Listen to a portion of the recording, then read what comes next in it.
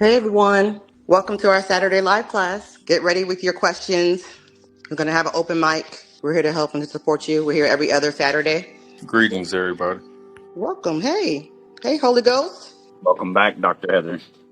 Thank you. Glad to be back. I missed y'all. It's weird when you're not online, when you're used to having a routine and then you take a break for whatever your reasons are and then you come back. You're just like, wow, I missed the routine. I miss talking to you guys. Because I get so much from these live calls as well, just insight and just hearing other people and their testimonies and just the questions that you guys ask also help me discover more things too. So that's why it's so important that as a community that we continue to have these calls and to be there for one another and support one another. So that's why these calls are important, because it's a lot. It's a lot to take on, especially if you're doing it solo and you're only one in your world. That's really like working on the legacy of your family. So welcome everyone. The live chat is open, so there's a chat folder that's already open. This is an interactive live session, so it's not just the leaders that's going to be talking. We need to hear from you guys. Ask your questions, give your comments, give your testimonies. That's what we're here for. And we're here only for a short time, for 2 hours. So from 1 to 3 Eastern, we're here every other Saturday. So hopefully you can ask your question and we can be here to support you and help you get some answers. All right, let's go ahead and get started. So a few hygiene things and housekeeping rules. I hope everybody has joined a region study group. We had changed that out. Instead of having the state study groups about a month ago, maybe 6 weeks ago, 6 to 8 weeks ago. Now that we have these new region groups, make sure that you join a region group. And when you join, within 24 to 48 hours, you must go in there and put what city or what state you reside in. Stephen Palmer is our main person who goes, and he's our main admin that goes in to make sure that everybody's in compliance. The reason why we're strict about it is because we need to make sure that we don't have spammers, scammers, people talking about crypto, people talking about everything that's not recoupers. And we want to make sure that you're in the right place on top of that, because it is a new concept of doing it by region versus state. And we do understand that sometimes you could be in two regions. For example, Arizona is in two regions. Or if you work in one region and you live in another, then all you have to do is communicate and Stephen will be able to allow you to continue to be in those two regions. It's not possible for a person to be in three regions though. So that's not something we're going to condone. So you shouldn't just be joining random study buddy groups, region groups. You should stay into the state or the region that you're in that has your state. If you open up the region, or whatever folder you click on or group that you click on, it has a list of the states. So if you're not sure about it, you can also go click on the name, and under that name, under the description of that group, you will see the states listed there that go to that region. So there shouldn't be too much confusion. And if you have any questions, you can always reach out to Stephen and ask him, Stephen Palmer or me. If you have any questions about unsure of which region group to join, or if you're having difficulty joining the region group because the link is not working or things like that, that's when you reach out to Stephen or I. Just to reiterate, none of the leadership team do one-on-ones. We don't take personal messages about your personal situation and answer those questions. I get them in my inbox all the time, and I don't answer them on purpose. So I do not answer one-on-one questions. I don't do one-on-one consultations. I don't do any of those things. Everything has to be done within RECOUPERS. If there's something specific that I have spoken about inside of RECOUPERS, feel free to tag me, and then I can respond to it. If you have a question about something I've said inside of RECOUPERS, I've been kind of away because I had surgery and now I'm still recouping, but I'm back and I'll be on back to the regular scheduled program. So kind of reiterate, study buddy groups are by regions. Make sure you're in the right study buddy group. When you join them, make sure you put in what state you reside in within the 24 to 48 hours. Stephen will tag you if you haven't responded, give you an opportunity to get it together and respond. And if you don't respond within a certain amount of time, then you will be blocked from the group, or removed from the group, I should say. And that's just our hard and fast rules, because we need to protect the group from spammers and scammers and all type of stuff. So, and this is a better way for us to manage everything going forward. So I hope everybody can comply with that. And if you have any questions, feel free to ask while we're on this call. And we'll feel free to answer those as well. So who wants to come up and talk about what's been going on in the world, any questions that you may have, and see how we can support you? The mic is open. Dr. Heather, I live in Louisiana. I would like to join the study buddy group. Okay. I'll look and see what region that's in. Then let me see if I can find it for you real quick, honey. Yes, ma'am. Did you say Alabama? Louisiana. That is Southeast. Southeast? The Southeast region Yes. group. Okay, thank you. You're welcome.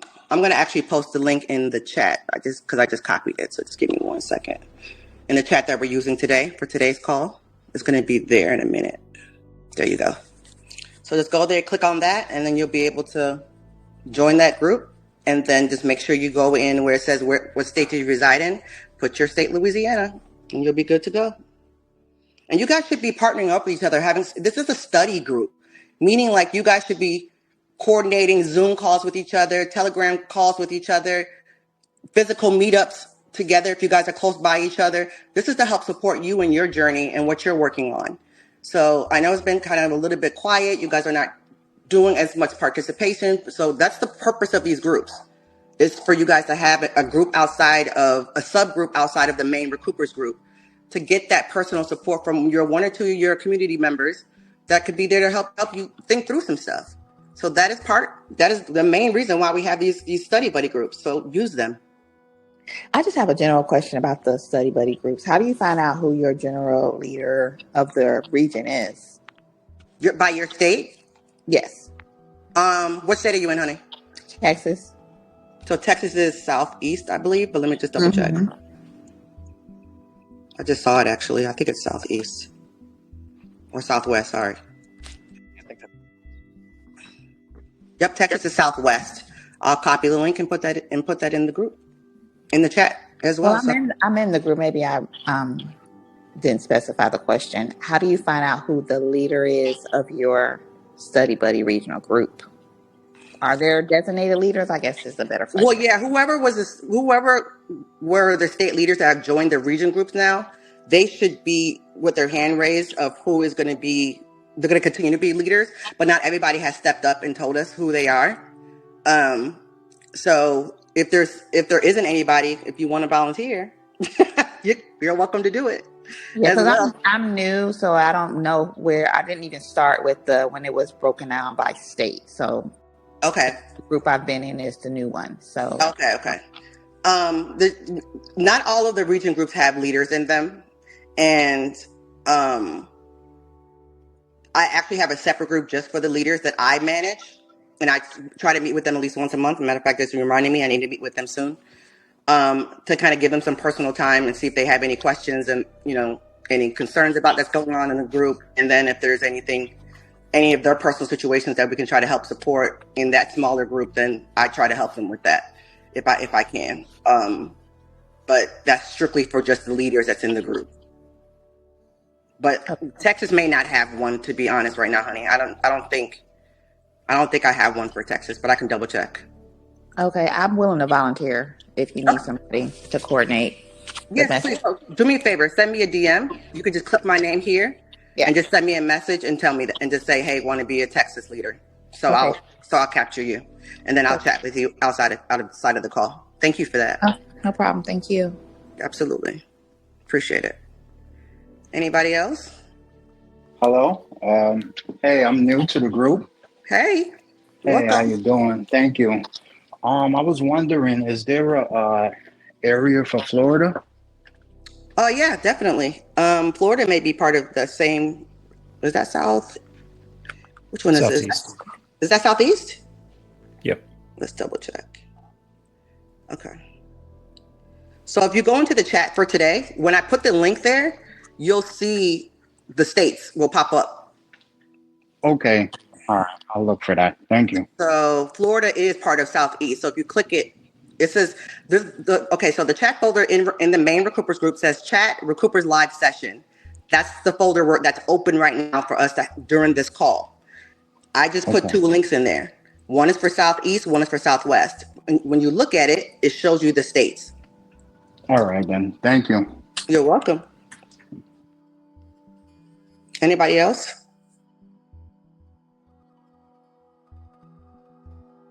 Dr. Heather. Hey. Hi. Thank you so much for coming back to us. Of course, I'm not going nowhere. I know. It's like a me time kind of thing. I know I had surgery, so I've been recovering, but I'm doing good. Yeah. It's wonderful. Thank you for being here. And I wanted to offer as well my help in the Florida group. Okay. I don't have as much knowledge as a lot of other people that have been in for longer, but I've been learning a lot, and I think that I have been feeling that we don't have anybody like the group is the kind of quiet, and there's not a whole lot going on. So I would like to be part of it as well. Yeah, send me a DM. All right. Send me a DM and tell me, hey, Dr. Heather, want to be Florida leader, and then you and I will chat, and I'll add you to that smaller group that I mentioned. Awesome. Thank you. Thank you. Everybody's good? Nobody has questions? What y'all working on? Talk to me. I have a question. Yeah, go ahead. So, a lot of people did the 575, maybe a smaller percentage of people did it, but with the 575, once it shows up in your transcript, what's the best way to use the credits without crossing any boundaries as to like the amounts that you would be assigning to the trust per se? I don't really understand the course. What do you mean crossing any boundaries? Yes, the IRS will see certain amounts because the amounts from the 575 is a lot of credit. Oh, it's such a large amount, you're saying, right? Correct, yes. Okay. And you want to know how do you, what's the minimum so it won't get flagged, basically? Yeah, how to utilize it. I know that there is like a unified credit that you can use, but I'm not sure if you have never used them. Unified credit is totally separate from the CP 575. Those are two different things. So in order to pull down any credits, you have to file a tax return, or file a tax return and then have a 1099 associated with that in order to pull it down. Have you done any 1099s as well? No, not yet. I'm in process of doing that. Okay. Because once you have your 1099s filed, whether it's a miscellaneous or a B, then you put that on your tax return, and then that will pull the money down.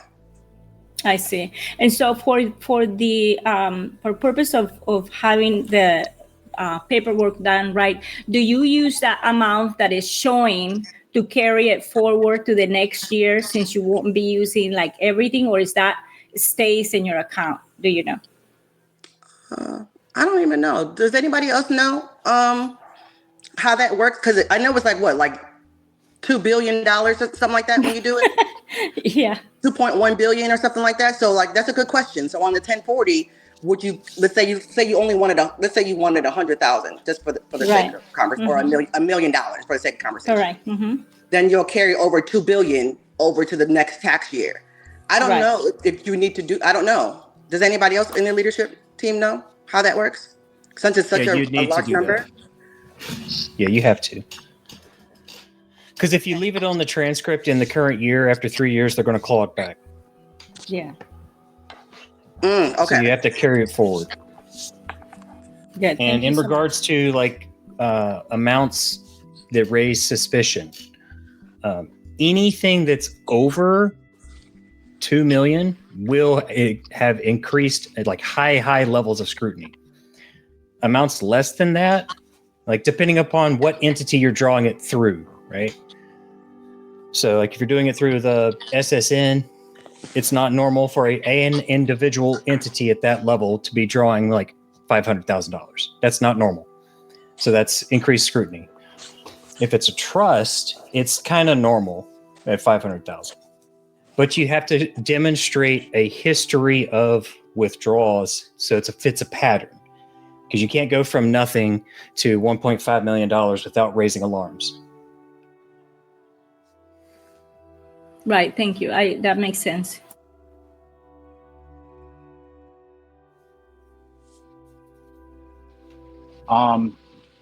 Just to chime in on that, I know that for the committee review for SSN is 1.5. for your 1040, and for your 1041s, it's 2.5. Anything over that, and you will get a committee review.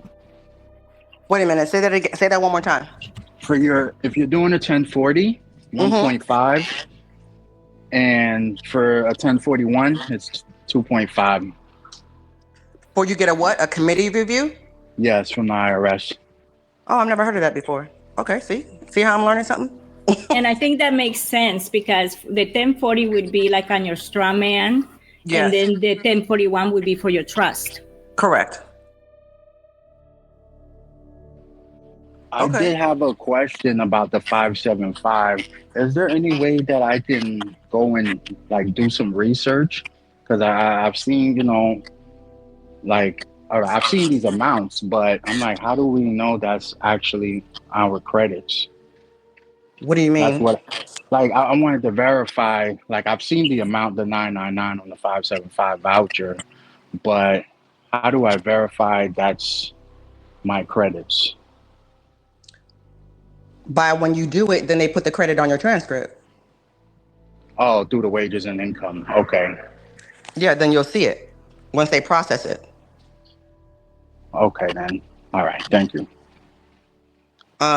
But it belongs to you because you're the creator of the credit. The credit cannot be created unless you create it. Like, it has to come from you. So you endorsing the CP 575 and you submitting that in, that's you're telling them what to do to give you the credit. You can give them a specific amount. You don't have to do just 99999 or however many nines it is. You can say $50 million on a CP 575. You can say $1 billion. It's up to you what amount that you want to do. I guess I was really asking, was like, well, how did you figure out that was even credits to begin with? Oh, just other people that have done it in the history of that has gone before us.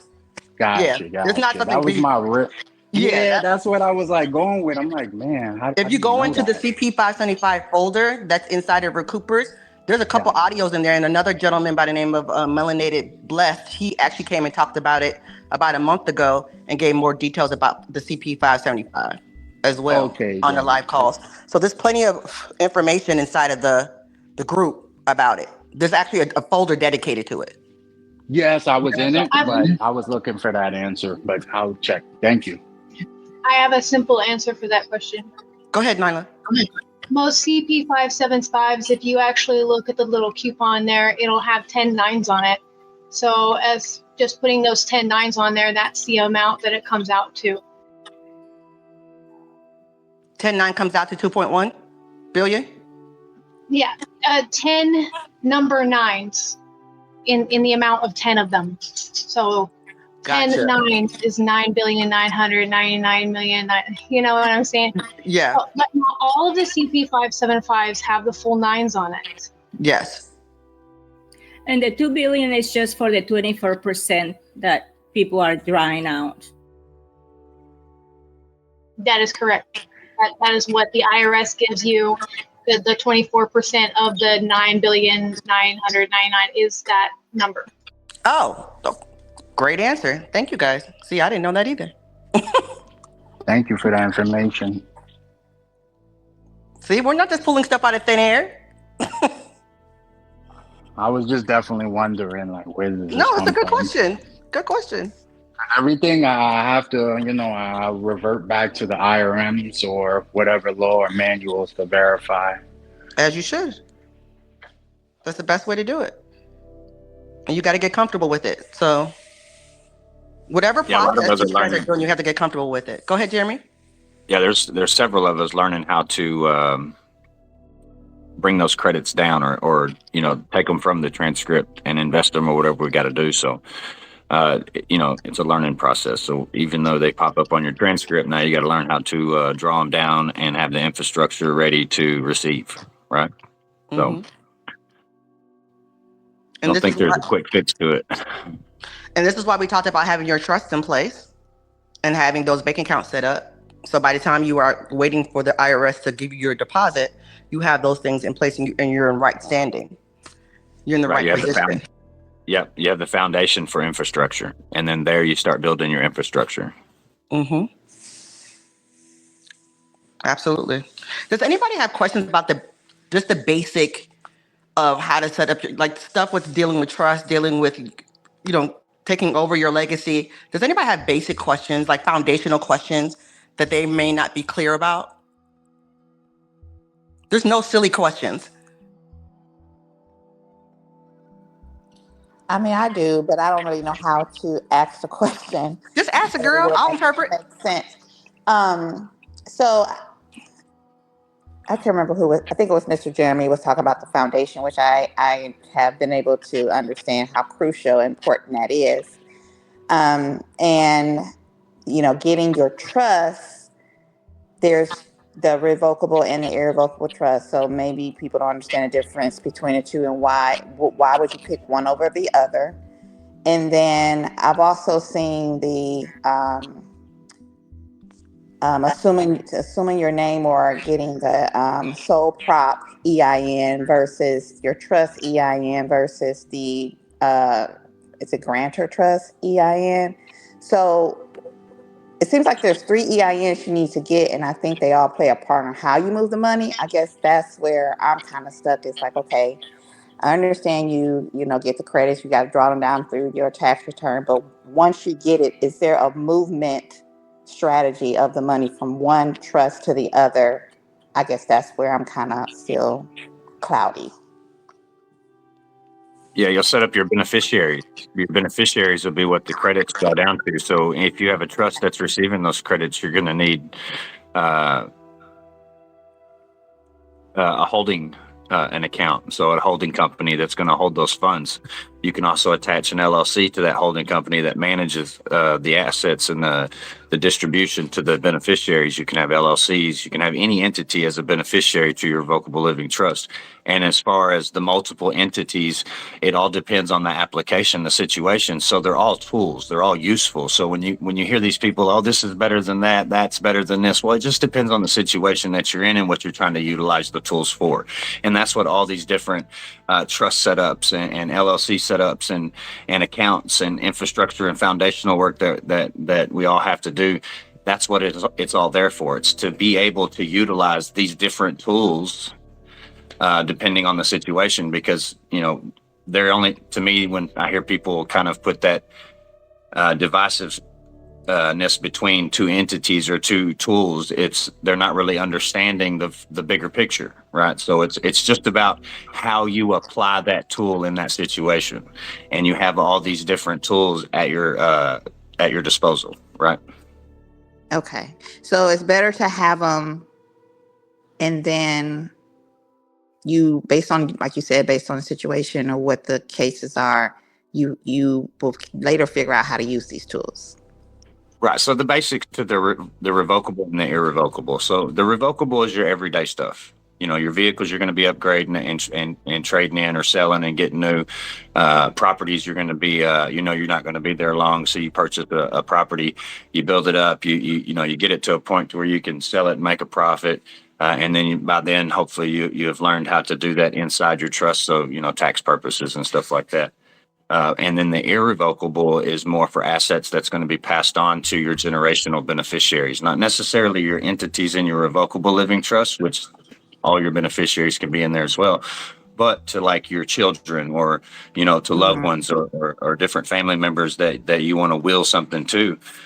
You'll put all that in that irrevocable trust outside the view of the public, and only the beneficiaries control the assets inside there, right? And then that will determine which assets is which, and they'll have trustees to manage those assets for them, which you'll appoint because you created it. Okay. Yeah, and then your foreign grantor, that's when you're pulling your funds outside of a system into another. So your system that you've created outside of this system that we operate in commerce, right? Mm-hmm. Yeah, and then you get back into your law of commerce where it's equity and trust law, not this admiralty maritime stuff. Okay. Yeah, and then in that you're going to have to learn how to walk in that, right? So you just learn how to enforce it, but all that comes as you're learning, right? As you build confidence in the knowledge, you start applying the basic principles that you lay out over your foundation, and you're like, all right, this is what best suits me based off of what I know right now. So I'm going to go ahead and make this move. I'm going to mail this off and notice this entity, and I'm going to set up this account for this beneficiary and yada, yada, yada. And then that's what you're doing. You're creating your drawdown infrastructure so that once you get those credits in, now you can distribute to all your different entities, your little empire that you have built, right? Okay. Yeah. So when Heather says get a trust, which one is she referring to getting the first? What is the very first trust you need to get? Your revocable trust. Okay. Because you need to put all your things, like your social security number could belong, your name, your straw man. Now the revocable trust owns that entity. So then all your bills will be in that trust name. This is how you're going to operate in commerce, is through that trust. So your revocable trust, you need that, because anything that has a social security number currently, as of right now, before you even open up, create the trust, then you're going to switch it over to the trust. So you need that trust. And the trust is nothing but a 10-page document, maybe. There's templates. There's plenty of templates out there. And then you also need to get an EIN from the IRS as well for the revocable trust, so you can move in commerce using the EIN number instead of your social security. And then you stop using your social security number. You put that to bed. You put that in the vault, because now it belongs to the trust. You don't use it anymore. Belongs to the trust. Okay. That means your registration for your car should be in your trust name. Your car note, if you have one, should be in your trust name. Your utility bill should be in your trust name. Everything that has to do with your lifestyle should be in your trust name. Got it.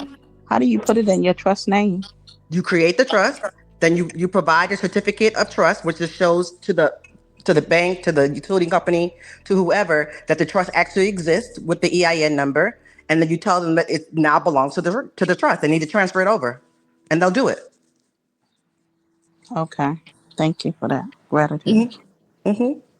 So you just show them proof that the trust exists, and the proof is called a declaration or certificate of trust. It's one sheet of paper that literally has the trust name, who is the trustee, and when was it established, and then you get it notarized, and then that's the one pager that you submit to the bank. Nothing else.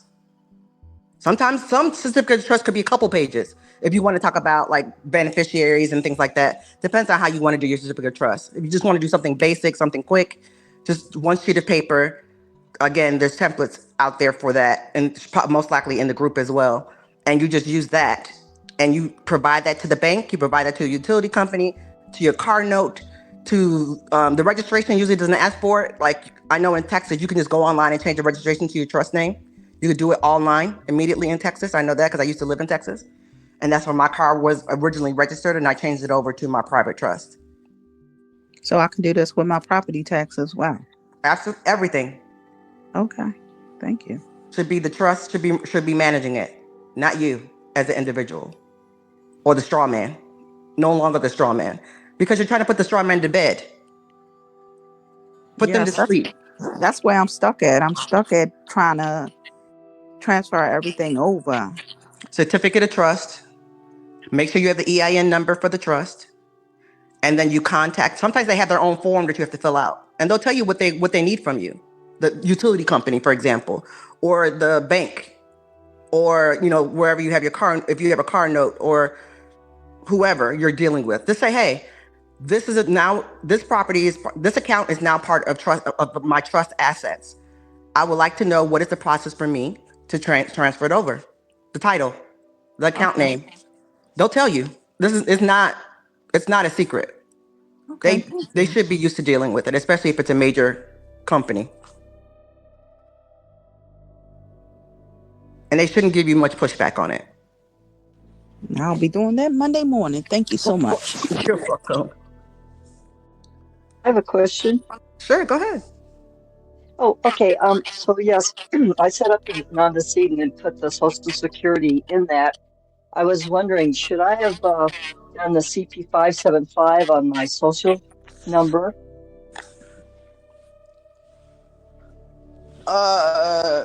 You mean? Okay. Do you understand what a CP 575 is?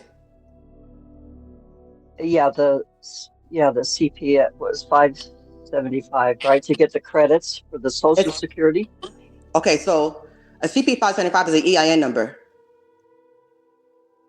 So that's the only time you get a CP575 is when you go online and you request the EIN number, and then at the end they give you a PDF version of that EIN number showing that it was created. That's what a CP575 is. Okay, so I sent mine in for the trust, and it's been like 2 months, which they haven't responded. I haven't got back coupons or anything. Is there a time period or You sent in something I should your do? endorsed CP575 for your trust. Is that what you're talking about? Yes. And you haven't, and you called to see if there were credits on your trust. I didn't call. Should Well, I there's no call? online account for you to look at it. You have to call. Oh, okay. It's So it not going to might show up already on have your it. personal social. Okay, and that's what Jeremy was talking about. Once we have those credits, then we can assign it to all of our other entities. Mm-hmm. Anything to do with the only time the online transcript that you see is strictly for your social security number. Right. And But the nothing shows 1040, up there. right, because you did it for your trust. That's a Right. separate entity type. So the trust, the 1041, or like when you do a 1041 tax return, anything to do with your trust, you have to call. Isn't it 5605 form or something like that for the trust, or I forget what the form number is. It's right I there don't on know what it is. To get the transcript for it? Yeah, 40. to pull the transcript for your trust, because you can't view it publicly. I don't know what it Oh, is. okay. It's a 4605T, I think it is. No, Oh, 4506. 4506. Yeah, there we go. 4506. There we go. Yeah, But it's T. yeah, and that's how you're 4506 going T. to pull. That's how you're going to pull the information for your trust. Okay. And if it's not on there, is there a remedy to get it on? If the credits? I would just call and see if you could track their progress. So that would be it. And there's a number listed for you to call. Okay. Thank you so You call the much. business line to get to the trust department. Yeah, it's on the paperwork that you get with your CP575. And the whole point of accepting that and sending it in is to get your payment coupon, the 147C, the 670 coupon. Mm-hmm. Oh, that's what I wanted to know. Yeah. Also, I did my sole prop, and I had one from like 13 years ago, Mm-hmm. and but now I don't have the original, CP575. So how do I get that? You'd have to call the same people and tell them your situation, and they'll most likely issue you a new one or just reinstate the old one. And I don't know if they'll be able to send you the CP575, so they'll probably just issue It you a won't new be. one. They can't give you a CP5 They can only give you the LTR 147C, which Well, is that's the only one they can give you. It's comparable. Yeah, it's the same, Okay. basically. After the CP575, well, you get that in, or you do that you're basically done with that payment coupon, which you're going to send in and utilize for your tax payments and shit. So you haven't used that account in 13 years, or you just don't have the piece of paper from 13 years ago? No, I actually set it up and never used it. Okay, so yeah, call them and see if they can reactivate it. Okay, And tell them. would there be like tax penalties if I didn't file or I didn't use No. it or? Oh, okay. It shouldn't be. They're going to ask you for the address that you used when you filed it. So you're going to have to try to figure that out. Oh, good. Okay. Well, thank you so much. Mm-hmm. I have a question. Go ahead. When you're doing your trust in the beginning, because that's where I am, when you get the EIN from the IRS, it asks for a different address. Say it couldn't be the same as my home address. So would that? What do you should I mean get it asks you for a mailing address and it asks you for a physical address? the mailing address. It doesn't have to be different. It could be the same. It could be the same. Uh-huh. If you're worried about what they have on file, you can do a change of address at your local post office, and then also with the IRS and Treasury, you can send in Form 8822B, and that'll update your address to whatever you're using. So my address from the trust address, that's supposed to be different, right? I'm just I'm trying to clear that up. You're Because the asking. IRS wouldn't let me move forward unless it had a different address, like a post office box. It So doesn't you have. can do a PO box for the estate or for the Social Security, the straw man, and then you want your physical address to be your trust address. Okay, I understand now. Okay, thank you. Yep. And you can just get a virtual address too. So you can. Yep. Yeah. Go ahead. For Steve. anyone who's wondering about that, so there are specific documentations regarding a trust that a beneficiary can't receive. This documentation is sent to the trustee or the fiduciary of a trust, and it should not be mailed or received by the beneficiary. So if those two addresses are the same, they may not send it. Right, I was trying to understand that. Okay. Yeah, because the beneficiary, if it's the straw man, that's public. So they can't send private communications to a public entity because there's a segregation Okay. to prevent commingling. Okay, I understand. So I go to the post office and apply for a private mailbox. Is that what I do? Yeah, man, it's just a post office box. That's private. Okay. I see. Okay, then. I understand, y'all. Thank you. I got a quick question. I got some foreign grantors trust, and I was gonna go to iPostal to get a virtual box, but the problem I'm having is they're asking for a 1583, which is requiring the post office to get into my business, which I don't want. Does anyone have another route where I can circumvent the 1583 form? The 1583 is not a big deal. What's on there that you don't like? Tell me. The 1580.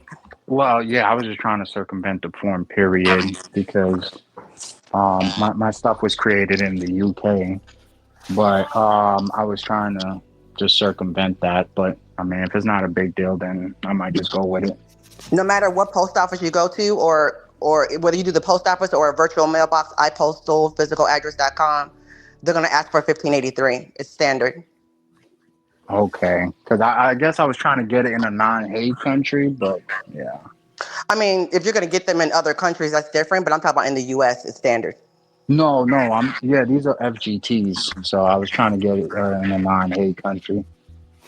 They don't operate that way when it comes to the virtual mailing addresses, to my knowledge. Oh, okay. You would do it under your trust name, and then you have to show them your certificate of trust, because that's one of the things you can use to verify who you are. Because I had to do it. I did it under my trust name and under my estate name. So I've done one, a 1583, using that, and you show that's your proof that the entity exists. That has your address on there, or it should have your mailing address on there as well. And then you submit that, and you get it notarized. It doesn't have to be done at the post office. You can have anybody notarize it and submit it. Okay. Yeah, no, this is just the information that iPostal was given. Okay, gotcha. So when you Thank fill out you. the form, the first there's two sides to it. One side is like your personal information, which could be your mailing address. Well, they're gonna say they need your physical home address. It can't be another PO box or something like that. So they want to know like your residential address. So that's the first side that you fill out, and then the second side is where they want to have proof to show the identity, like who you are, which is your driver's license, passport, and a copy of your certificate of trust. If you're using you could use that as or your deed or a deed. But it lists there on the 1583 exactly what you're going to need. Have you seen one before? No, I haven't. Okay, it's pretty straightforward. If you have any questions, just let me know. All right, then. Thank you. You're welcome.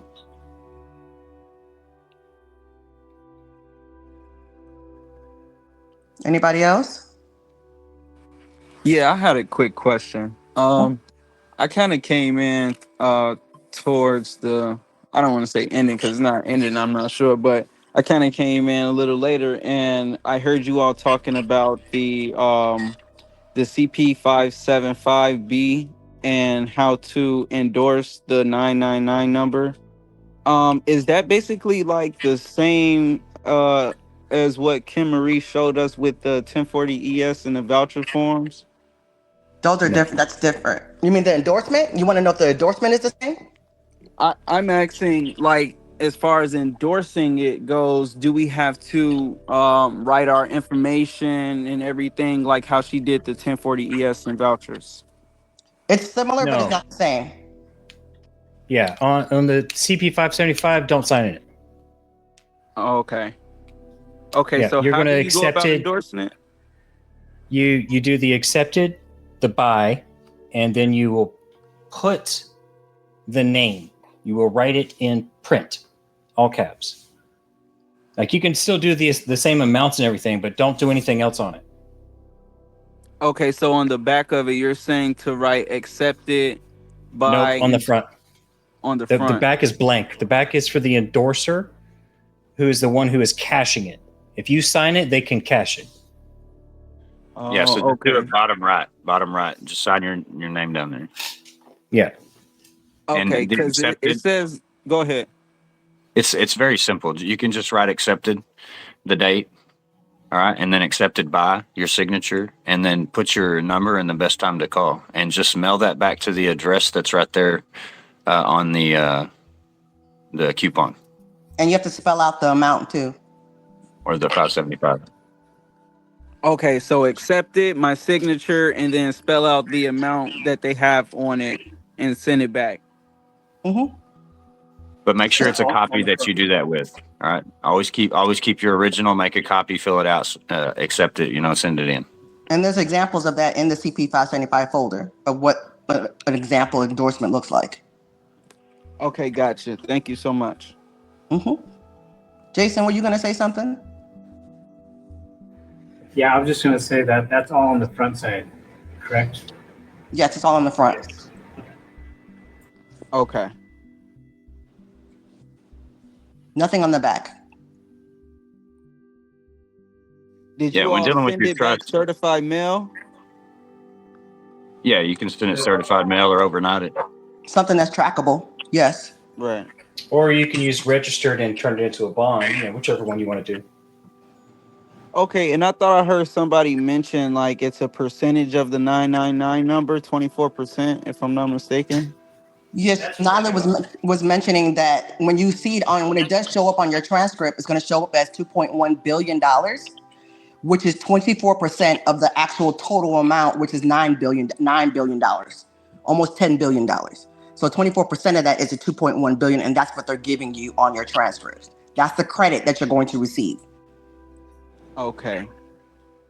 Okay. Because the only time you get a credit on your transcript is when it's a federal tax withheld. That's where the credit comes from. Okay. Okay, and then they fund that to the trust account. No, not automatically. No, it'll go to your social security number. Well, it depends. If the CP 575 is a trust, then yes, it's going to be all credit on your trust transcript. If it's your social security number and you have, you wouldn't have a CP 575 for a social security number, but you may have a 670 coupon that you received regarding your social security number. If they sent you any kind of correspondence and then they sent you a coupon at the end of that correspondence on the last page, then you'll have a 670 coupon. You can endorse that and send it in. So that's another one outside of the CP 575. The only time you get a CP 575 is when you create an EIN number online. That's the only time. Yeah, that's what I have, the EIN number for my trust. Right. So it will be for the trust then. So when you endorse it, it's going to go to your trust account transcript. And you have to you're going to have to spend some time, probably about 6 to 8 weeks or something like that for it to show up, about two to 3 months before it shows up on your transcript, or it could be longer. I know it's taking a lot longer. It just depends. And then you just request a copy of the transcript, which is a 4506 T's and Tom form, to get a copy of your trust transcript. Okay. Yeah, do that. Send that form off every 30 to 60 days. That way you can stay up to date with the transcript for your trust. Okay, and is this call being like recorded to be like later viewed? It is. Okay, great. Okay, thank you. Uh-huh. We always record our calls. And we always Awesome. will post the recording, usually within the same day. Inside of the folder, you'll see it. That says for live recordings. Okay, thank you. You're welcome. I was a little confused when you said it might take 6 to 8 weeks to post on your transcripts. Mm-hmm. I thought, well, with doing it online, that it would post maybe within a week or so. What are you doing online? Like, if you do it like the 1099A, the No. I was talking about this 575. endorsement of the CP 575. That was the topic at the time I'm sorry. when I I'm made sorry. that comment. Because if you're going to endorse it, accept it, and you send it in, it may take 6 to 8 weeks before it's even on your transcript. Oh, okay. Okay. That's what I meant. Now, as far as Gotcha. 1099As and stuff like that, if you do it on Iris, yes, it should show up on your transcript pretty quickly. If you use the Iris system, which is the internal IRS system, to do Yes, I your have Iris. if you do that, it usually should show up. Some of mine have not even showed up. Some stuff I've done in January, so I don't know why, but at least I have copies of it, and it shows that it was accepted, and I can use that as my proof. Okay, gotcha. Because I know someone did it, and his posted in less than a week on his transcript. Yep, when you do it through Iris, it should happen within a couple days, actually. Yeah. But if you do it through like tax1099.com, it takes a while. No, I do everything through Iris. Yeah. So it's to each his own. However, it depends on what your preference is. Yeah, I was gonna say that I did mine through Iris, Mm-hmm. the CP 575, and it took us about 5 or 6 weeks for that to show up on. You did what through Iris? The CP 575. No, actually, it was the 1099A. Okay, I'm about to say, let's be clear, because you didn't do the CP 575. Yeah. Okay. So yeah, some people were posting that they got in like a week, but mine took like 5 or 6 weeks. But it still came through though. You did a 1099A, you said, as an Apple? Yeah, for the CP 575. Mm-hmm. I've heard that too, that people do that. I'm not really familiar with it though, but I have heard that within the last recent couple months about people doing that.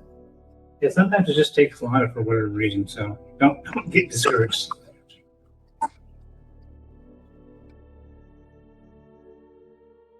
Just think of yourself as the banker issuing the check. That's what you're getting to when you accept that CP 575 and you get your payment coupon back. That's you issuing the check so the IRS can go to work. So if you get a letter back saying, "Hey, we didn't receive payment," that's why.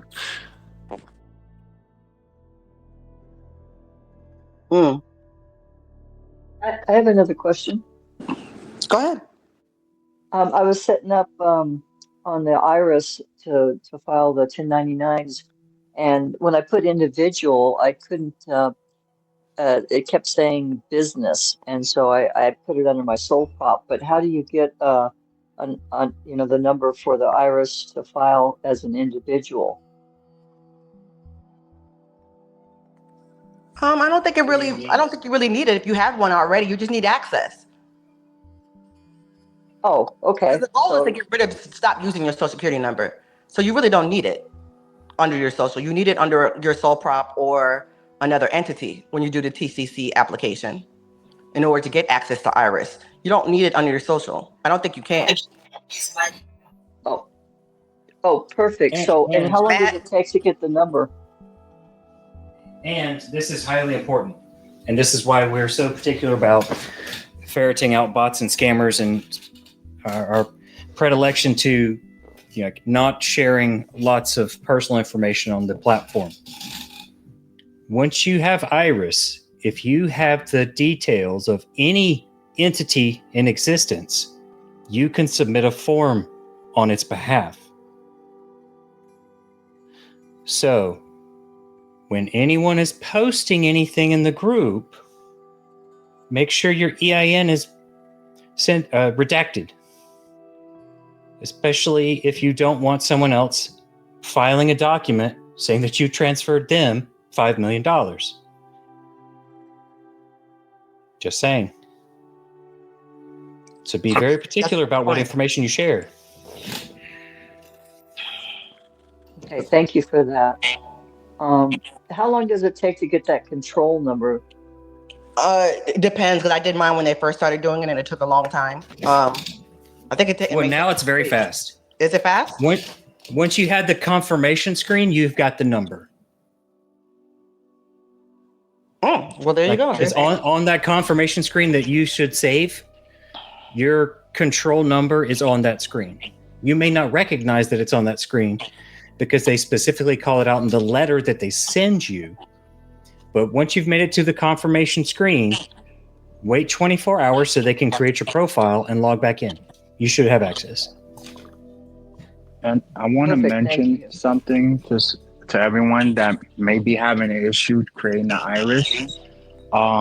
When I first created mine, it was taking a while and I kept calling the IRS. And at first they told me, hey, maybe your sole prop hasn't populated in our system. It may take 14 days. I waited the 14 days. I was still having trouble conducting my application. So I called back, and what the individual told me is where it says the name, firm name, he said, put your actual name there and then put your sole prop name as doing business as. This might not be everyone's situation, but if anyone may be having issues, that's an option. Good tip. Good tip. Thank you. No problem.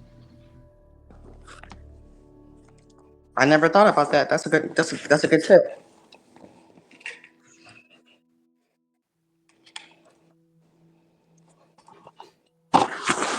Anybody else? This is question Q&A, so come on. What's your thoughts? What's going on? Yeah, can I add something? Absolutely, go ahead. As far as the 670 voucher goes, I was able to go ahead and call the state prison and ask for a confirmation letter, and they sent me the 670 within like 10 working days. You said you was able to do what now? Call the IRS and they sent you a 670 coupon? Yeah, I didn't have to do the whole acceptance and write on the CP 575. All I did was to call the estate trust business line and ask for a confirmation. Yeah, but then once you get that coupon, you still need to endorse it and send it in. 670. Uh-huh. It's a payment coupon. Okay. And then I also had a question. I think Jeremy mentioned Your connection's not that great, honey. You're going to have to speak up. Jeremy mentioned about they were working on something about pulling down the nines on the transcripts from the CP 575 acquisition. Mm-hmm. I was just wondering how you guys were utilizing, what were y'all utilizing to do that? I think he was mentioning that there are multiple ways to pull it down, that there's several of us that are trying different ways to figure out, that works pretty efficiently. But like I mentioned earlier, that you need to pull it down by doing 1099 miscellaneous or 1099B, and then you put that on your tax return, and that's how you pull the funds down. So you have to have a 1099 associated with it in order to pull it down.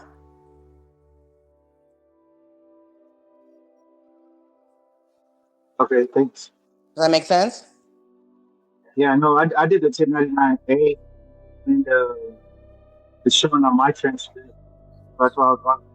No, that's fine that it shows on your transcript, but in order to get the money into your account, you got to file your tax return. Right, and that was my question. Yeah, that was my question. That was my question on how you guys were doing it, like the 1040, 1041. Yeah, you have to do 1040. A 1040 is where because it's sitting on if it's sitting on your social security number transcript, then you have to do a 1040. If the credit is sitting on your 1041 or sitting on your trust, then you have to do a 1041 transcript. 1041 tax return. So you have to do a tax return based on where the type of entity that the credit is sitting on. If that makes sense. No, that makes sense. Yeah, and then said something about accepting the 670 voucher and sending it back in. Mm-hmm. Are you separating the coupon or are you leaving it all together? Some people say separate. Some people send the whole thing in. It depends. Or it's a preference, I believe.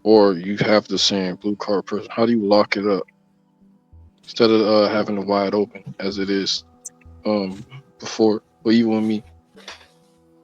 What do you mean by, you mean when I made the mention No, of like putting the, privatize it. Like I said, privatize it. Like they come like have to fill out a form before they could use the Social Security. you shouldn't be Make it using as Social property of the Security anymore. trust. Go ahead, Stephen.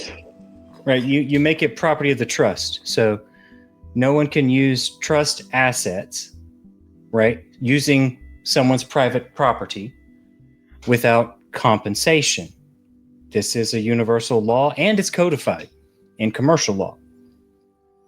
So as long as your SSN, your blue card person, your straw man is floating out there in the ether as part of the government, United States of America corporation's property, it's public. It's not private property. It's public property. So in order to make it private property, you have to put it into the private. And the private would be a trust. So you are literally going to put it into a trust. It is a piece of property, right? Because it's a separation of the living being and a commercial entity, which they redesignated the employer identification number to Social Security number several decades back. So it's always been an employer identification number, always. They just changed the designation of the sub-account type. So put it into the private. So if they want to use private property, they must pay the private the compensation required. Yeah, it takes you from being the state of beneficiary to the estate beneficiary.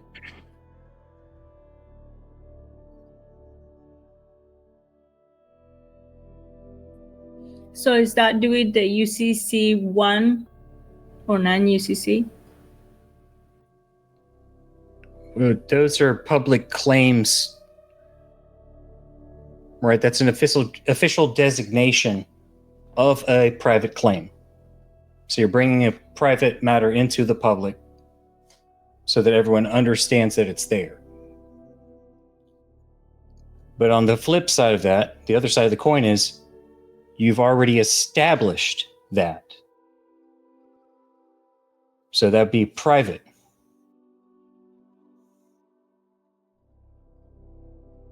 Right? So a lot of people skip that whole private step. They just go straight to the public side. Yeah, so basically what you do when you set up your revocable living trust and notice the system, the trust is now administering for the estate. So it's your new transmitting utility in the public that administers for the estate. That's what your revocable living trust is for you. So it removes you as surety, either puts you in as trustee or beneficiary, but the estate is the grantor, right? So you're administering for the trust as a trustee, or you have someone in place to administer as trustee for the estate while you benefit from it. So it's all about redirecting the credit, the energy flow, the current. Does that make sense to everybody? Yeah. So when are we using the UCC 1 for the trust? When you want to put the public on notice of a claim. Right? Because the UCC is public knowledge. Anyone on the planet with eyes to see can see it, or ears to hear if they're vision impaired, and it can be read aloud to them. That is a public claim. So about this claim, do we have to do that claim before you do the revocable trust? And if you already did the revocable trust, is that still going to be done right if you do it after the revocable trust is done? No. So you can just do the revocable living trust, notice the system, and file your 1041. You don't have to have that UCC1 filing in place during none of that. You're just changing your standing. All right. And then what you do in the public, which would be part of that UCC stuff, and I would advise reading all of it, 1 and 3. But yeah, that's where you're learning how to use the new transmitting utility in the public. right? Because you elevated your position on the public side there. So you elevated your straw man from an employee to an employer. So now the straw man is employing entities to do things for it. Thank you. Yeah, it's like running your own business, and these entities, you control them, like you're the puppet master, but you're the living body that steps under that hat each time, right? And then you can bring people in, and you can be their puppet master. But we like to help each other out, so we would be over there as a trustee in theirs to make sure that everything's going kosher as well. So it's not like usury like we participate in now. It's you in control of the helm. Like you dictating what happens. And you have simple things like divine law and then the law of commerce, and that's trust and equity law, and then that breaks down into a whole bunch of other stuff. But this is the new economy, the new way we're moving forward. So learning these basics and this foundational stuff is giving you a head start to what other people just aren't even clueless to yet, because we all know that none of us were taught any of this coming up. It was all hidden from us. I mean, it's banking secrets. It's how they fleece our estates, and they don't want us to know, because then we'll start fleecing them back for what they stole from us. And they don't want that, because that would be detrimental to their utopia of control. I have a question for Dr. Heather. A few minutes ago, you were talking about if we file our 1040, 1041, we want to put a voucher with it. How are we endorsing that? And then what would the amount of the voucher, what does that do? The voucher is like, okay, so just like when you go to the bank and you want to deposit a check and they ask you for a deposit slip, it's your deposit slip. Okay, and the amount will be the amount that you put on the voucher. I mean, the voucher, the amount on the voucher would be the same amount as whatever you're endorsing. That, let's say you're doing it for $2 billion or $1 million or 500,000, whatever that amount is, that's what goes on the voucher. Okay, and then just endorse it on the back like a check. You don't endorse anything on the voucher. Okay. You just fill it out. Oh, all right. Okay, thank you. You're welcome.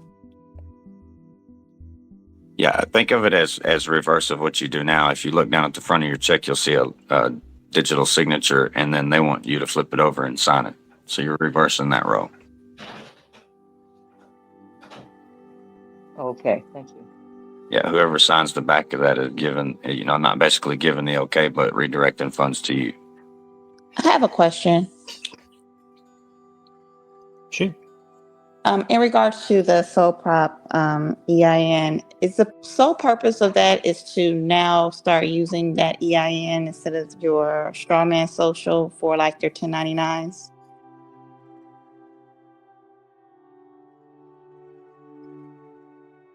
I guess I don't understand what is the sole purpose of the sole prop registering that under your name and getting the EIN? The sole prop is the worker. Okay. Yeah, that's you moving all these different entities you just created and the ones you just took over. You can control it from that aspect, basically, because that's you doing business as you. That's you interfacing in your original interface versus having a trust or being a part of the estate that the state created.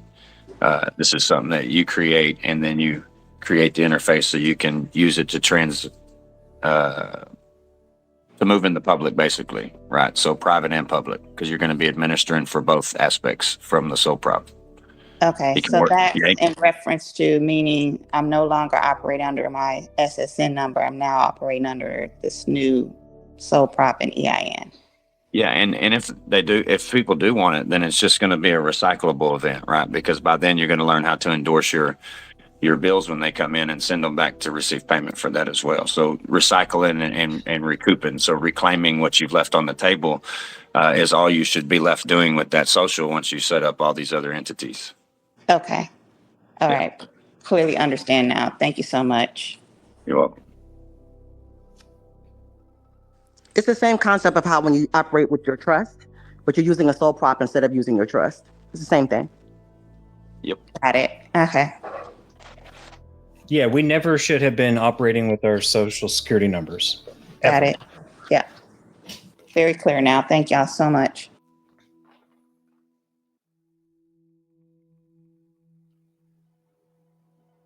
Have any of y'all opened up your foreign grantor trust, the 98 number? Yes, I have more than one. You only need one, but I have it. Yes. What's your question about it? What was that? I've not done this. Like, can I you just explain? called and I did it under Morocco, and I just said I don't have a social security number, and they gave me the 98 number. And I just found an address online in Morocco to use, and then I used a U.S. mailing address because they ask you for the address in that country, like a residential address, just like they do with any regular EIN number when they're creating it. But then your mailing address could be here in the U.S. because you're asking for a U.S. thing anyway. So. And did you use like a house or a PO box? As far as my mailing address or my residential address in the other country? Well, domestically here in the country, here I in used America. for that one. I think I used my physical. I think I used my because I didn't have a mailing address at the time. I don't believe. I believe I used my residential address, or I used my virtual mailing address that I have.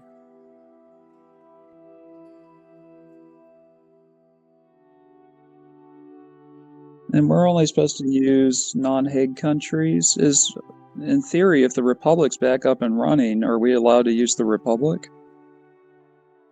I haven't tested it. It's been a year or two since it's been over a year, so it's probably been 2 years since I got mine. So I don't know. But I would just to keep it simple. Use a non-Hague one and just keep it simple. And just Google. Go ahead. Did you also get the 45 number as well for your estate? My what number? The 45 number for your estate. I have an estate EIN. Is that what you mean?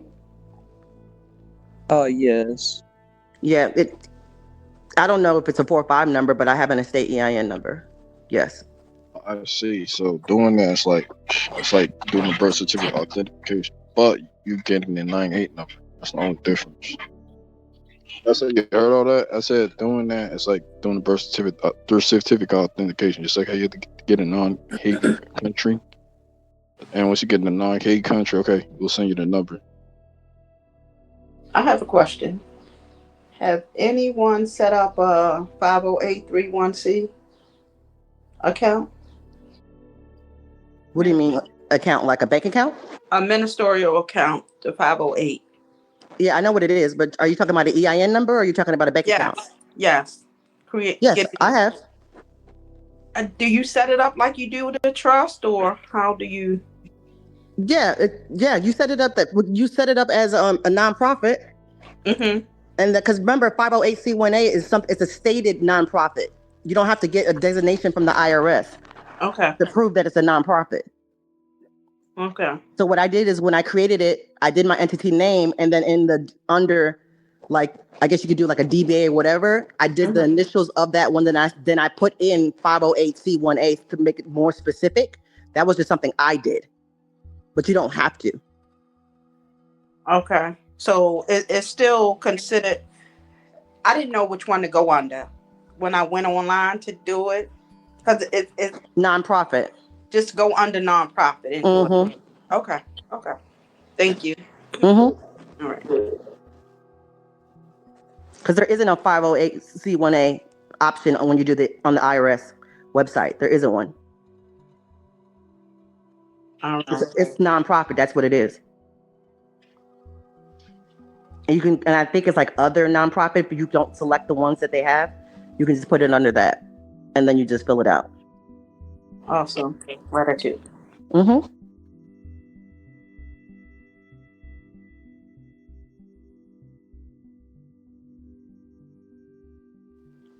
Come on, y'all. Y'all got questions? Let's go. All right, I have a question. Go ahead, Jason. So I sent my paperwork, like the 10 pages, I think it was 10 or 11 pages to the Secretary of State and the Attorney General. And I was just curious, is there more paperwork that I need to like fill out in order so like when they pull me up in the system, like I get pulled over by a police officer, at what point will it show that I'm in the private or I'm like a diplomat? I mean, does that make sense? So I'm hearing you say that your question is you want to prove that you're a private citizen and you don't, and that you're no longer in the system. Yeah, exactly. It's like, so I guess my question is like all the paperwork that I sent to the Attorney General, is that gonna like auto-populate, like if I get pulled over by a police officer, like, oh, don't mess with this person, he's he's in the private, or, he's a diplomat or whatever. I personally don't know the answer to that question. Does anybody else know the answer to that? Well, I know, and I was trying to speak earlier, but I was on mute. So, you may not know when your status is corrected, and the cops may not care, and they want to pull you back into their organization to take all your money and your liberty, because you're chattel to them. Mm-hmm. So the best bet would be, 1, be prudent, which means don't do anything crazy that would get you on their radar. Right? So sometimes that's just not a thing that can happen because they do whatever they want anyway. Until the system flips and it puts them in their place, they're going to keep doing what they want to do. They're going to keep profiling and just harassing people. But potentially, and this has come up in some other chats I've seen, you could send that same set of documentation that you sent to the IRS, the Secretary of State, and the Attorney General. Send it to the Department of Agriculture, since we're all technically considered agriculture. Okay. So you could put them on notice there, but that may not put you on a do not detain list. You have to be a specific type of individual for that. Like you have to become so much of an issue that they don't want to deal with you. Where the only alternatives they have are ignore you or kill you. Yeah. Right? So that's like, this is like serious like stuff that we're talking about. Because this type of information, wars have been waged for. That's an understatement. They will make people disappear. That's an understatement. If you can't, or if anyone listening, not you in particular, if anyone can't handle the responsibility of being fully in control of your life and having massive governments across the world trying to end it, stay where you are. Keep doing what you're doing.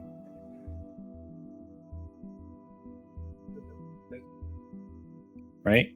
Because all this stuff is on established law, but there's entities that have been moving for centuries to wrest that control from every entity on the planet, every living being, so that they can control it and they can snuff its life out as they wish.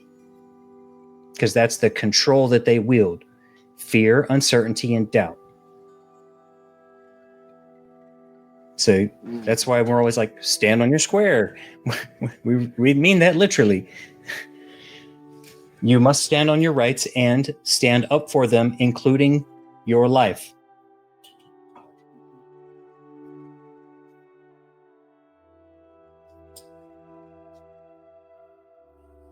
So it's kind of an extreme stance, but they've gone to extreme lengths to get us to where we are today. So either we stand for something or we fall for everything. That's true. That's true. The consent makes the contract. Right. Like we are continuously bombarded with competency checks, whether we know it or not, because they've designed the system to be this way. If we fail enough of them, or particular ones, we will be drugged right back into their jurisdiction. Cops are the primary feelers that they have out there to do that.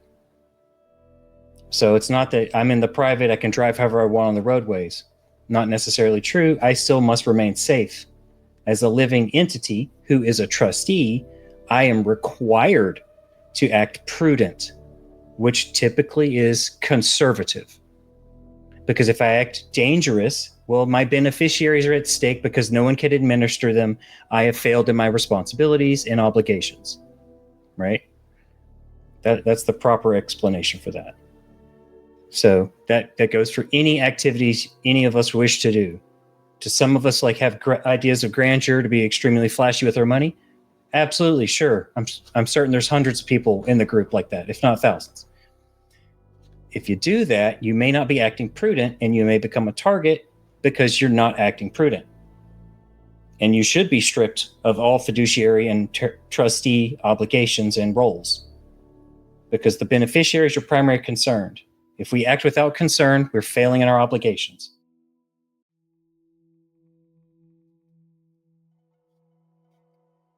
And I know some people will take that offensively, and that's just fine.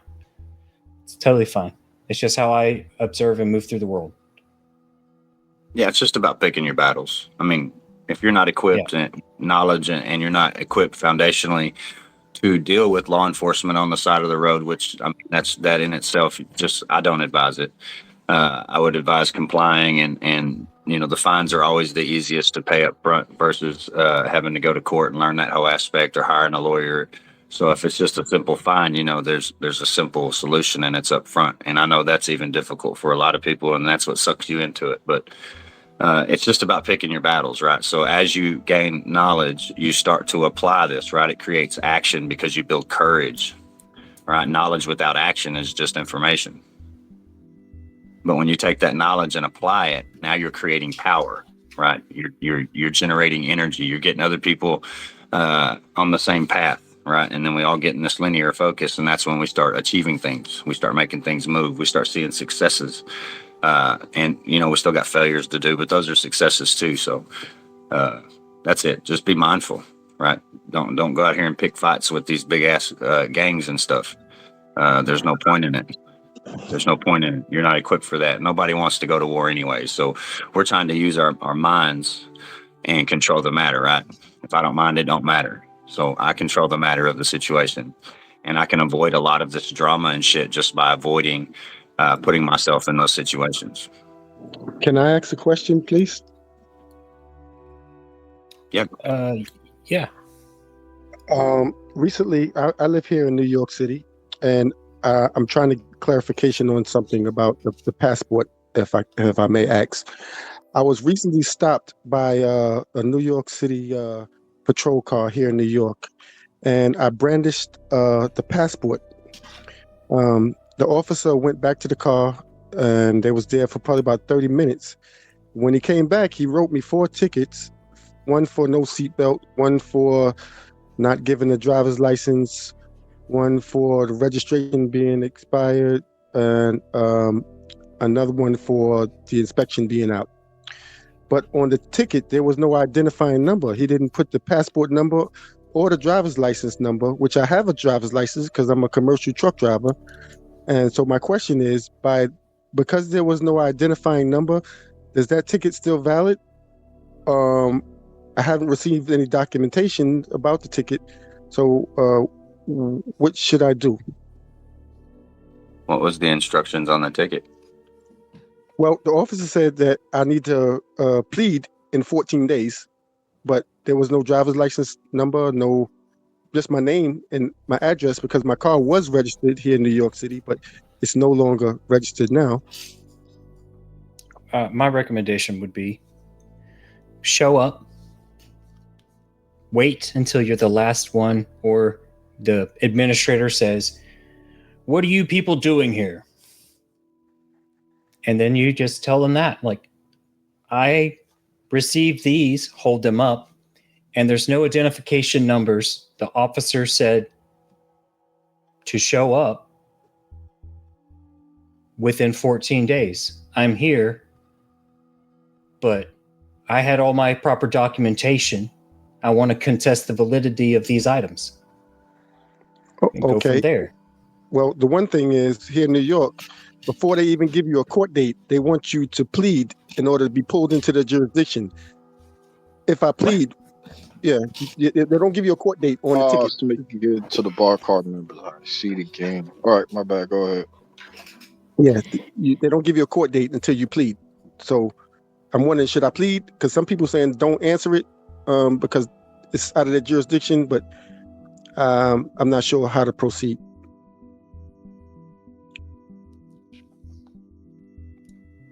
That's a great one. Sorry, I don't know about the jurisdictional rules up there. Sorry. Truth seeker. Let me say this to you, truth seeker.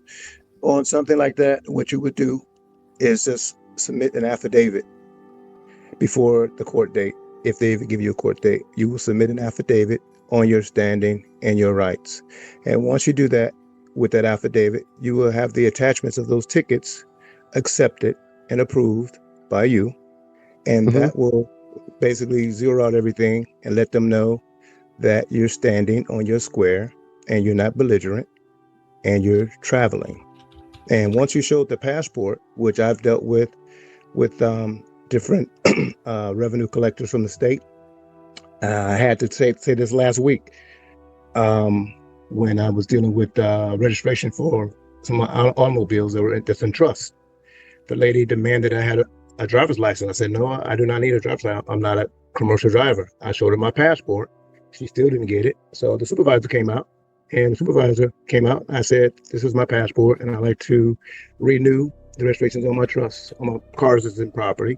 I mean, property, my trust property, I'm sorry. And so she looked at it, and she said that give him his registrations, which she did. And I had to tell her, I said, this passport is for air, land, and water. I said, a driver's license can't do all that. And so basically it closed it out. So what you have to understand when you're dealing with these agencies, they're not schooled like you think they're schooled. They're just there to deal with the public, and they're on the public side. So sometimes you have to educate them. Sometimes I'm not in the mood to educate them, and I'm very, I could be kind of intense sometimes. But as I mature, I'm not as intense as I was 15 years ago. I haven't had a driver's license in 20 years. Never had any problems. I've got pulled over before, showed them my passport, and also have other documents that I carry with me, which lets them know that I'm just a trustee traveling on trust business. And that's it. There's no argument. I'm not holding court on the street. None of that. You want to write me something, feel free to do so. But it's just very short. And I've had situations where I was speeding and I know I was in the wrong and didn't get a ticket. So it's how you control your energy. Control your energy, stay calm, take deep breaths, and don't try to hold court on the street. And if they have to write you a ticket, take the ticket and put an affidavit together those tickets, write accepted on those tickets, and it's going to probably be dismissed or null and void. That's it. Yeah. Understood. Thank you for that. Okay, so I'll do that. One of the things that he said that was key, don't hold court on the side of the road. Yeah. Don't be belligerent. You're not there to prove who you are to this policy officer. 100 right there.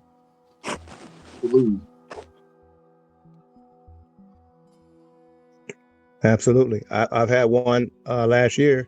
He was yelling out his window for me to pull over, just yelling. He turned red in the face. I said, man, calm down. I said, I'm pulling over when it's safe.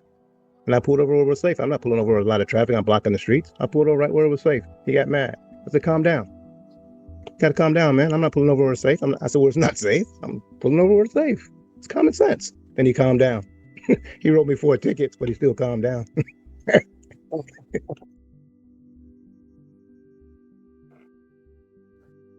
Rather be written up with tickets and getting dragged to a car. The last time I was pulled over, I got off the parkway and I pulled over in a residential zone underneath a traffic, like a city light. And the local police was yelling at me saying, why didn't you pull over? And I said, well, the sheriff specifically told me to pull over in a safe area. And that shut them up instantly. That's because right. it supersedes these revenue agents' jurisdictions.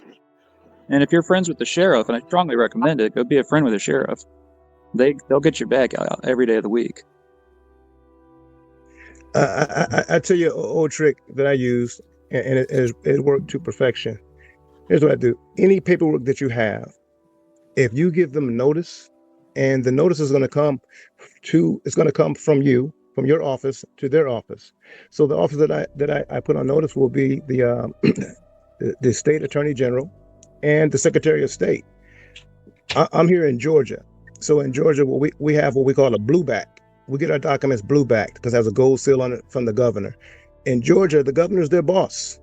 So if I got the governor's seal on something, you can't second guess that. I let them know. I said, this is from the governor. So I don't need your authority or you to confirm anything. Here's my paperwork. You need to understand it before you make your next move. And I've given my stuff to some officers before, and they said, "Hey, look, this is over my head, man. Just slow down." I've had that happen before. Isn't what you just explained redirecting the charge to the officer so he becomes liable for the payment? Isn't that what you're doing when you're pushing it to the Secretary of State? No, no, no. I'm not pushing that to the Secretary of State. What I'm doing with the Secretary of State is that I have my set of documents that I travel with. Okay, so I give them notice. So I go to the office and have them to stamp it and seal it, and it's called a blue back. And so I keep that in my automobile with me. So if I ever get pulled over, the first thing I'm going to give them is I have like it's probably like maybe 15 pages of everything that I have, and I hand that over to them because this is a business transaction. They're trying to extract from my estate and commerce, and so I have to protect my shield. And what's those 15 pages of, King?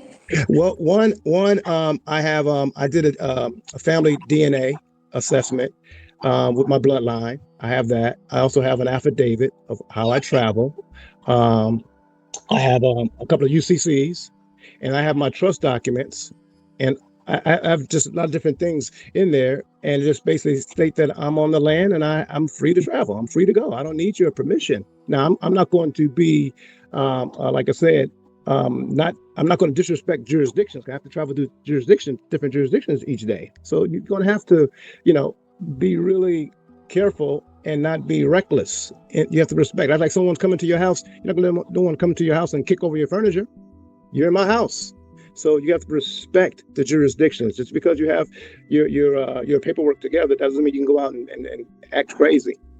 I buy and sell cars at auctions, right? So I had a scenario about 5 years ago when I bought a car at the auction and it needed court clearance because it was a repo auction. So I had to go to court to have the office. I had to go to the police station, not the court. I had to go to the police station and have them sign off on this form because I bought it at the auction.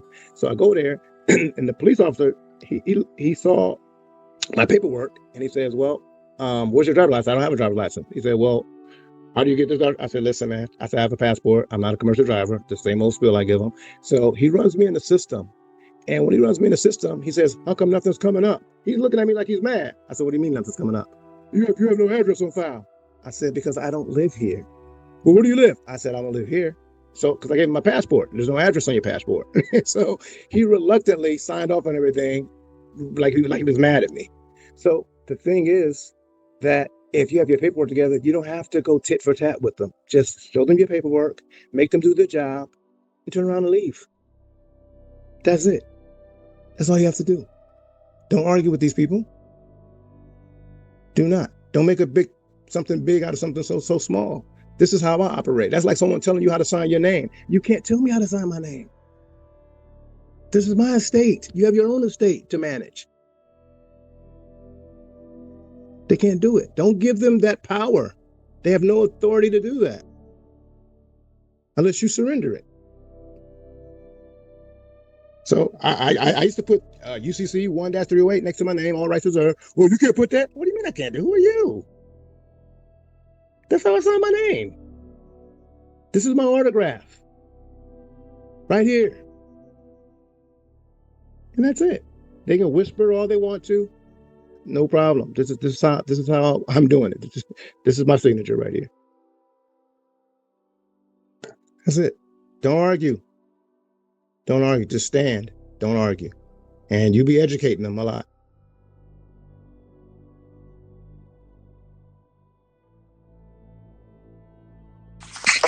Thank you for that, King. That was really informative. Appreciate Yep. you. May I inquire, what is the purpose of authenticating the birth certificate? I've seen it all over YouTube, and I don't understand what the purpose of it is. Like, what's it do? You're authenticating the veracity of a security. so that it can be used as a deposit, as a surety.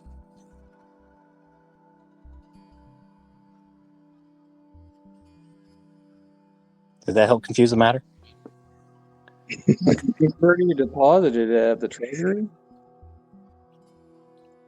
Kind of.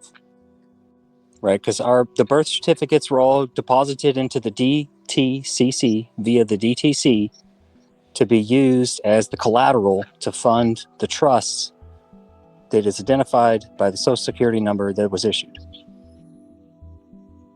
So that was, someone did something on your behalf because you were, and all of us were, incompetent at the time because we were, between 0 and 14 days old.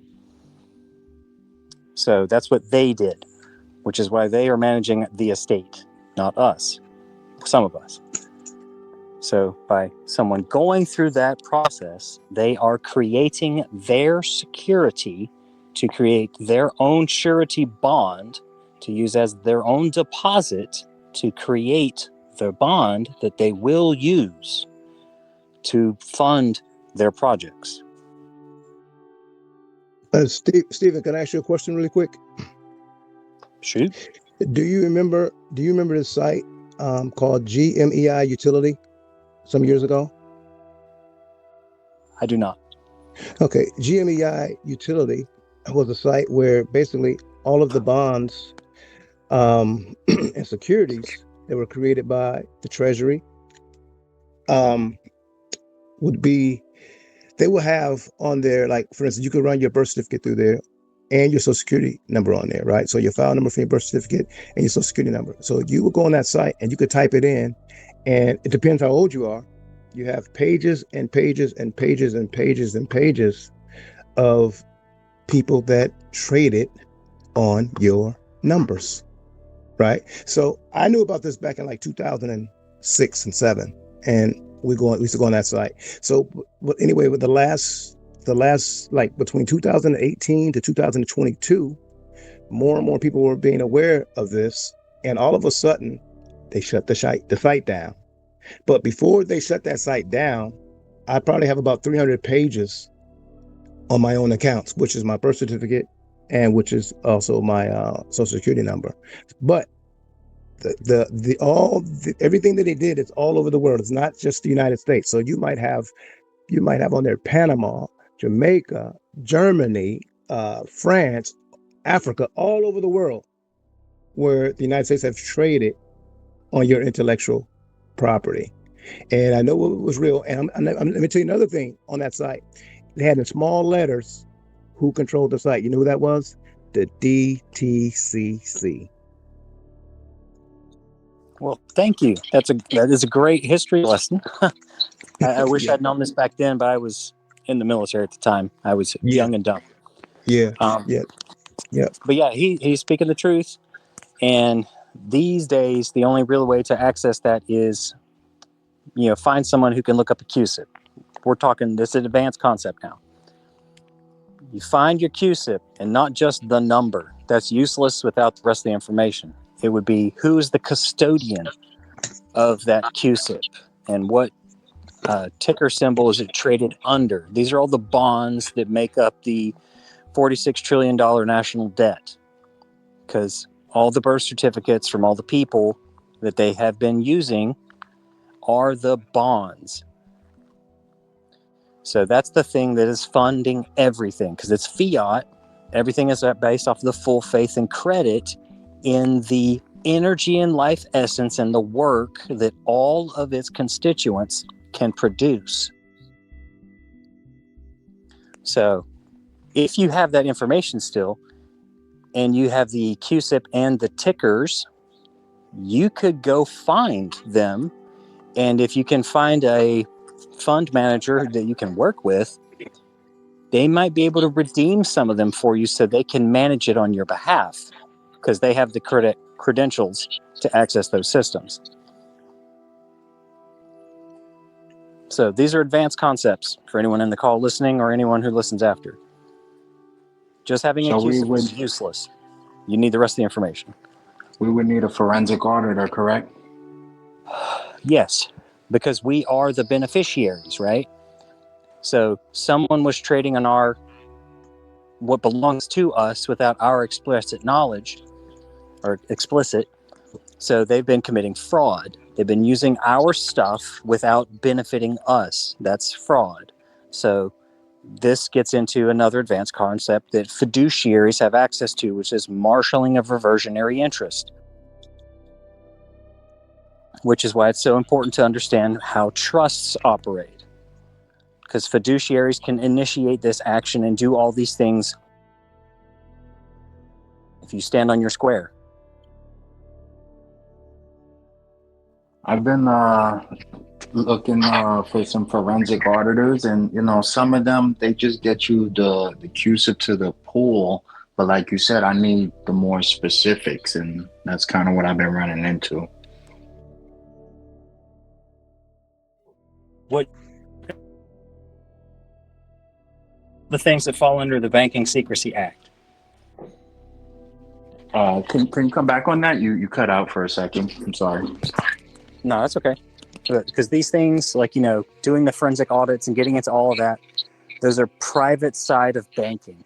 The things that are covered under the Banking Secrecy Act, that's behind all the gatekeepers. So we each have to be in the proper standing and comprehension to understand what our role is in order to access these things. Because if you go to any of these people and you present yourself to them and you don't pass their competency check, you're just a minor. So they won't help you because minors aren't allowed to do this stuff. I'm so glad you said that. That is very crucial what you just said. Minors. A lot of people don't know they are in minor status and they have not corrected their status. So I appreciate you saying that. Oh yeah, absolutely. Because as it identifies, a minor or anyone can be considered a minor for anything beyond their age.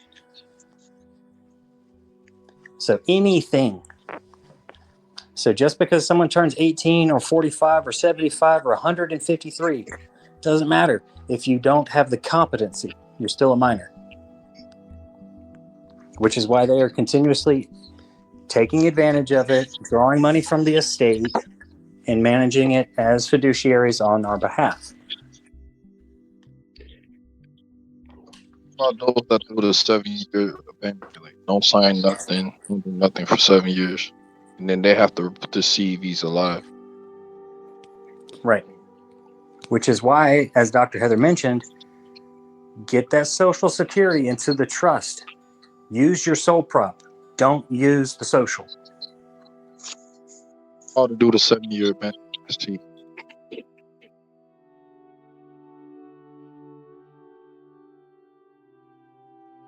I had a question about the birth certificate again. Okay.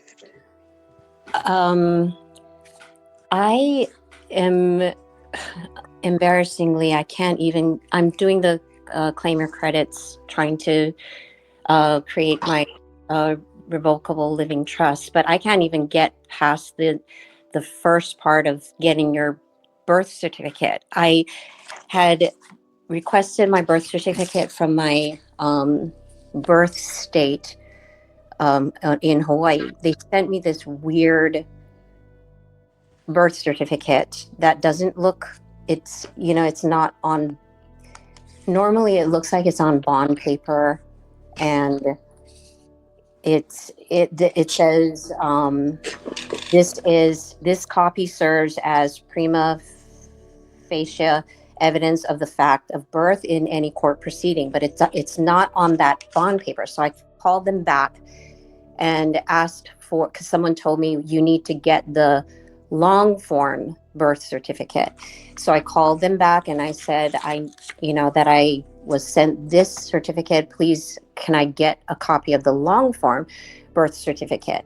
And she didn't know what I was talking about. But then she asked and then came back and she said, okay, I can send you it. And then I had to pay again to get it.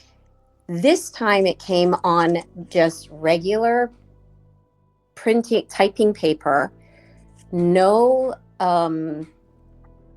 no board. It's also, again, not on bond paper. It's just on regular paper. It's the certificate of live birth, but it does have the embossed seal on it. And I called them back again and I said, what is this? Is this the long form birth certificate? And she said, that is our long form birth certificate. So I guess going back to the authentication of the birth certificate situation, do I, for, you know, having 3 copies of your birth certificate for the Claim Your Credits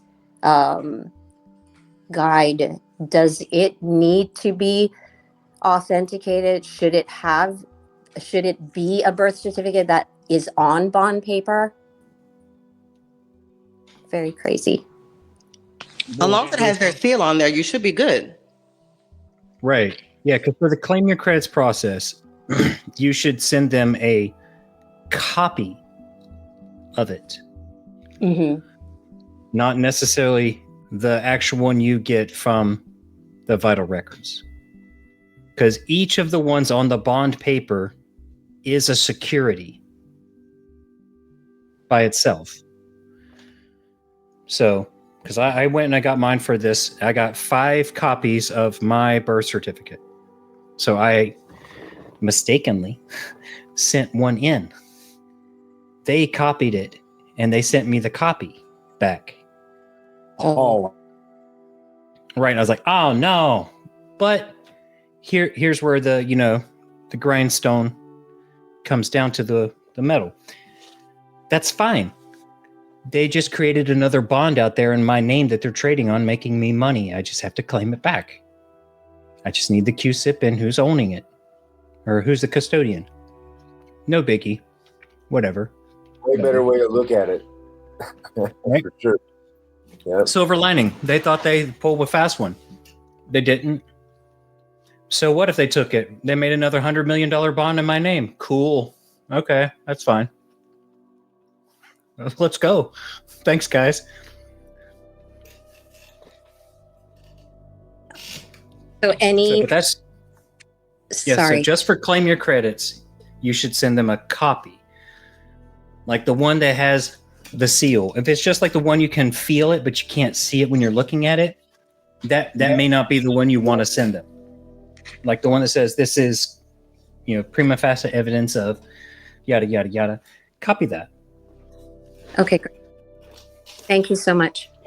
You'll know you'll have the original when the copy that you make has void across it. Right. The kind of paper they use that causes it to do that. Right. Because we're just sending them evidence that we have it. We're putting them on notice that we have the records. That's what I was thinking about. Since it has 2 seals on it already, it's already authenticated and you're the holder of it. So that's perfection right there, isn't it? This one that they gave me has only 1 seal. I see like my son's birth certificates. Those are on that bond paper, and then on the bottom there's 2 like seals. One is for the Great Seal of the State of California. One is for the Office of Clerk Recorder, Alameda County. They have but mine only has 1 seal, the state of Hawaii. Should it have 2? Put a seal of a notary on it, then it'll have the other seal locally. I mean, it doesn't have to be. I don't understand the whole process of doing that too, but Stephen did give a nice, meaningful description. But I'm still on the fence. Yeah, I mean, it just depends, right? Because you can go get a authenticated duplicate of the one that you received, and that would have a notary stamp on it. So I get the certified true copy. Well, I have to pull mine up just to look and verify, but I think it has 2. But anyway, we can look at that. Yeah, mine only has one. I'm in North Carolina. I'm here in Texas. Like I got to watch them make it. Like they have the cool automated embossing machine. So I got to watch them do it. Oh, that's cool. Well, yeah. Not to throw us off track here, which I normally kind of do, just because it's higher level thought. Well, what can you do with like the birth certificate once it's authenticated? You're just using the full faith and credit, but you're just using the full faith and credit anyway, because they already have their claim in the whatever you want to call it, the hat you're wearing at the time. They already have their interest in that, and you have to like,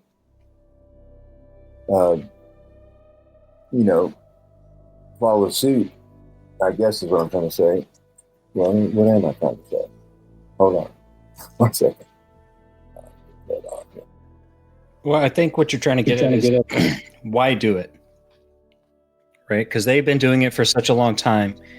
Why would you go through the process of doing it?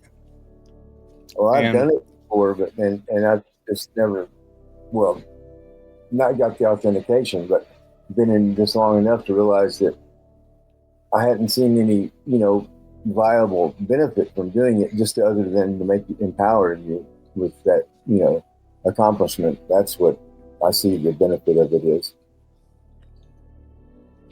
Kind of. It's a single step in the process, right? Because the end goal is not, you've got your federal level apostille after you got your state level apostille or your county level apostille. That's not the goal. That's a step. One entire step is you made it to the federal level, they apostilled it, full faith and credit of the United States. Now you have a verified document that can be used to create a trust instrument that can then be traded, a negotiable instrument, not a non-negotiable, a negotiable instrument, so that it can be collateralized and put onto the market, and you can receive the value as the beneficiary, as it was supposed to be before they corrupted the system. Right? Because there are two different avenues. One is reclamation and recoupment of what is yours that they've been taking advantage of, building value for our behalf without telling us or sharing with us as they were supposed to. And then another one is you building something with your own hands. These are two different things. Right? Right. We're just going through the motions of what they've done. Yeah, and putting the full faith on the birth certificate is similar to, having an entity put value on let's say, a transcript or something. Or like a cashier's check. The cashier's check is backed by the full faith and credit of that institution. Right? So instead of cashier's check, you say certificate of live birth is backed by the full faith and credit of that institution. What institution? United States Corporation. These things are no different. They're, one, a cashier's check is a non-negotiable instrument. It cannot be negotiated. It has its value. It's on the face. A apostilled certificate of live birth is a negotiable instrument. It can be traded to any entity in the financial markets.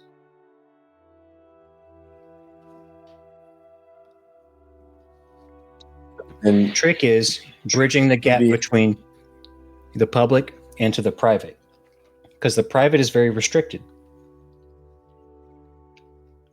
You have to prove that you know what you know. I mean, just making it that far to have all the apostilles up to the federal level is a demonstration by itself. But you have to find someone who will work with you. That's the next competency check. Yes, I placed a question on one of the other sites I think you sometimes go to, and I'll just reach out to you another level here.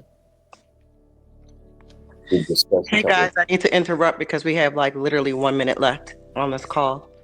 I just wanted to check in to see if there's anybody else that has any more last minute questions before we get off this Saturday session? Stephen, have you had success lodging a bond from the private side to the public? Myself, no. We're working it. Is this live going to be recorded? It is recorded, and we'll put the recording in the folder later today. Thank you so much. Mm-hmm. You guys remember to go to your prospective region study groups and participate in there. If you want to be a leader in the group, reach out to me as well, so I can make sure that you're assigned as a leader to a particular state or group within that region. And if you have any issues or problems finding your region, let me know, me or Steven, and we'll get you to the right place. Another great Saturday call, guys. Remember, this call is only every 2 weeks. So we're not on next Saturday, we're on the following Saturday. So in 2 weeks, we'll be back for another RECOUPERS live call. L. White, did you have a question, honey? No, thank you. I just wanted to thank you for the returning. Oh, of course. I'm back, y'all. Greetings, Dr. Heather. Greetings. Hey, Rogers. Hey, girl. How you doing, Sugarfoot? I'm good. All right, guys. Thank you for another good call. We'll see you guys in 2 weeks, okay? Thank you. All right. Take care. Bye-bye.